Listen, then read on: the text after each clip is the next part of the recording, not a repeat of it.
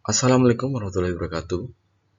Kami dari kelompok 4 di Dokain akan mempresentasikan tentang seminar keperawatan bencana gunung meletus. Definisi bencana: suatu kejadian peristiwa atau rangkaian peristiwa yang mengancam dan mengganggu kehidupan dan penghidupan masyarakat yang disebabkan baik oleh faktor alam atau faktor non-alam maupun faktor manusia sehingga mengakibatkan timbulnya korban jiwa manusia, kerusakan lingkungan, kerugian harta benda, dan dampak psikologis.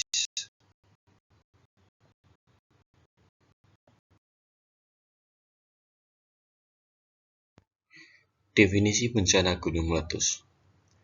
Gunung meletus adalah peristiwa alam di mana endapan magma yang berada di dalam perut bumi didorong keluar oleh gas yang mempunyai tekanan tinggi. Gunung meletus merupakan gejala alam vulkanik. Magma adalah cairan pijar yang terdapat di dalam lapisan bumi dengan suhu sangat tinggi, yakni diperkirakan lebih dari 1000 Celcius. Cairan magma yang keluar dari dalam bumi disebut lava. Suhu lava yang dikeluarkan bisa mencapai 700 sampai 1200 Celcius. Letusan gunung berapi yang membawa batu dan abu dapat menyembur sampai sejauh radius 18 km atau lebih. Sedangkan lavanya bisa membanjiri sampai sejauh radius 90 km. Gunung berapi yang sering meletus disebut gunung berapi aktif. Gunung meletus adalah gunung yang memuntahkan material-material dari dalam bumi, seperti debu, awan panas, asap, kerikil, batu-batuan, lahar panas, lahar dingin, magma, dan lain sebagainya. Penyebab terjadinya gunung meletus yaitu akibat adanya endapan magma di dalam perut bumi yang didorong keluar oleh gas yang bertekanan tinggi. Dari letusan-letusan seperti inilah gunung berapi terbentuk. Letusannya yang membawa abu dan batu menyembur dengan keras sejauh radius 18 km atau lebih. Sedang lavanya bisa menjadi daerah sejauh radius 90 km. Letusan gunung berapi bisa menimbulkan korban jiwa dan harta benda yang besar sampai ribuan kilometer jauhnya, dan bahkan bisa mempengaruhi putaran iklim.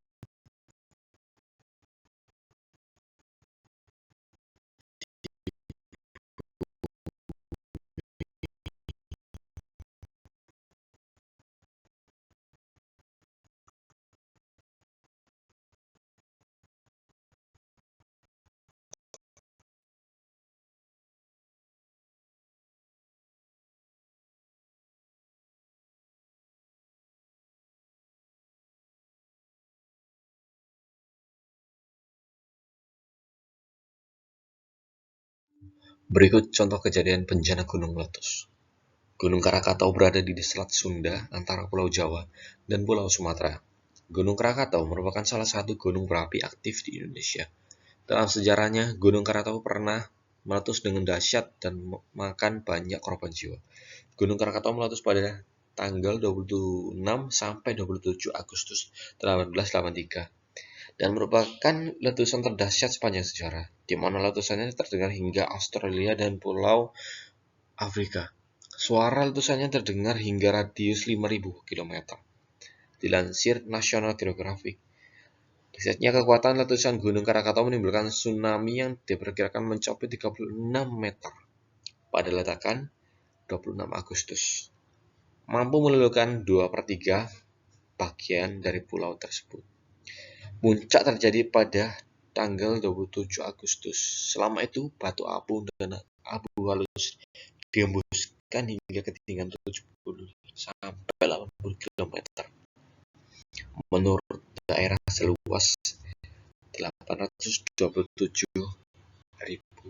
km persegi tersebut.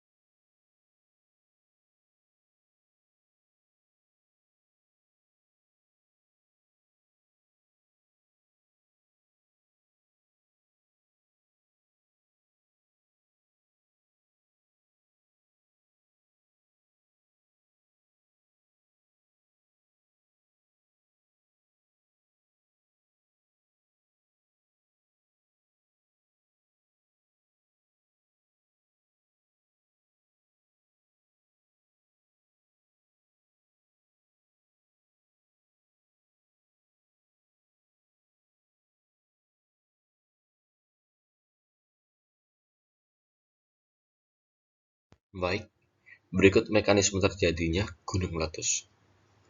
Gunung api meletus terjadi akibat adanya endapan magma di dalam perut bumi yang didorong keluar oleh gas yang bertekanan tinggi. Dari letusan-letusan seperti inilah gunung api terbentuk. Hasil letusan gunung berapi berupa gas vulkanik, lava, dan aliran pasir serta batu panas, lahar tanah longsor, gempa bumi, abu letusan, awan panas. Letusannya yang membawa abu dan batu dapat menyembur dengan keras hingga sejauh radius 18 km atau lebih. Sedangkan lavanya bisa membanjiri daerah sejauh radius 90 km. Letusan gunung berapi bisa menimbulkan korban jiwa dan harta benda yang besar hingga sampai ribuan kilometer jauhnya, dan bahkan bisa mempengaruhi putaran iklim di bumi. Kesehatan di pengungsian. Dampak dari abu gunung berapi yaitu berbagai jenis gas, seperti sulfur dioksida, gas hidrogen sulfida, nitrogen dioksida, serta debu dalam bentuk partikel debu. Asap dan debu yang banyak keluar saat sebelum ataupun sesudah letusan dapat menyebabkan ispa bagi masyarakat yang tinggal di dekat lokasi bencana tersebut.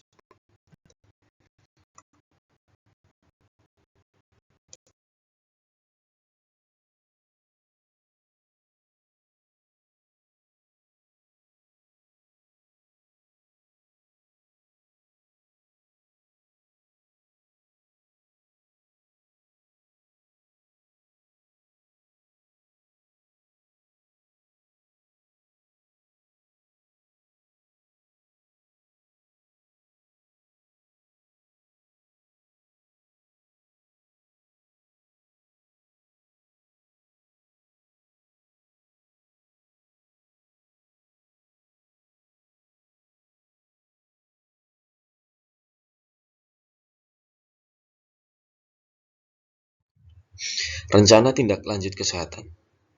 Kesiapsiagaan terhadap terjadinya letusan gunung antara lain adalah: yang pertama, mengenali tanda-tanda bencana, karakter gunung, dan ancaman-ancamannya.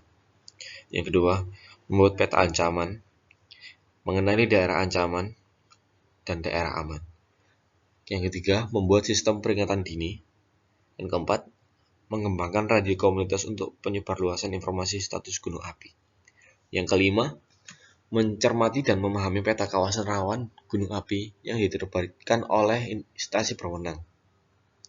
Dan keenam, membuat perencanaan penanganan bencana, mempersiapkan jalur dan tempat pengungsian yang sudah siap dengan bahan kebutuhan dasar seperti air, jamban, makanan, pertolongan pertama jika diperlukan. Yang ketujuh, mempersiapkan kebutuhan dasar dan komponen penting. Dan ke-8, memantau informasi yang diberikan oleh pos pengamatan gunung api. Pos pengamatan gunung api biasanya mengkomunikasikan perkembangan status gunung api lewat radio komunikasi.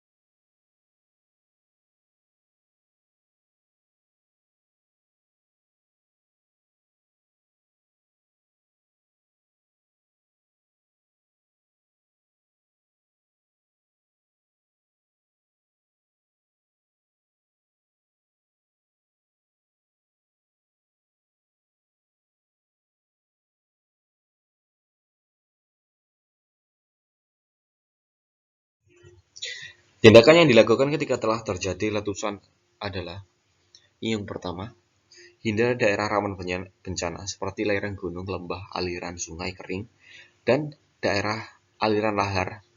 Hindari tempat terbuka, lindungi diri dari abu letusan. Kemudian, masuk ruang lindung darurat bila terjadi awan panas. Yang ketiga, siapkan diri untuk kemungkinan bencana susulan.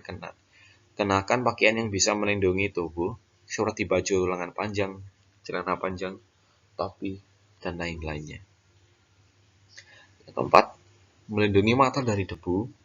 Bila ada, gunakan pelindung mata seperti kacamata renang atau apapun yang bisa mencegah masuknya debu di dalam mata. Jangan memakai lensa kontak. Yang kelima, pakai masker atau kain untuk menutupi mulut dan hidung. Yang keenam, saat turunnya abu gunung, usahakan untuk menutup wajah dengan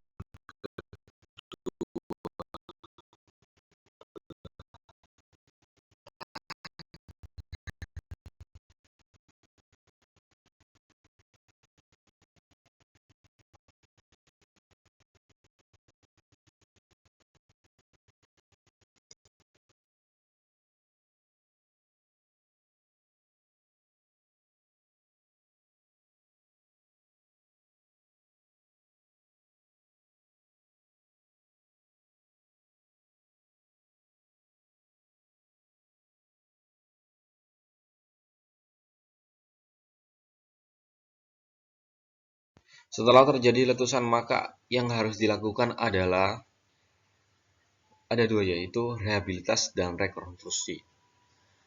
Yang rehabilitas yaitu perbaikan lingkungan daerah bencana, perbaikan prasarana dan sarana umum, pemberian bantuan perbaikan rumah masyarakat, pemulihan sosial psikologis, pelayanan kesehatan, rekonsiliasi dan resolusi konflik, pemulihan sosial ekonomi budaya, pemulihan keamanan dan ketertiban, pemulihan fungsi pemerintahan, dan pemulihan fungsi pelayanan publik.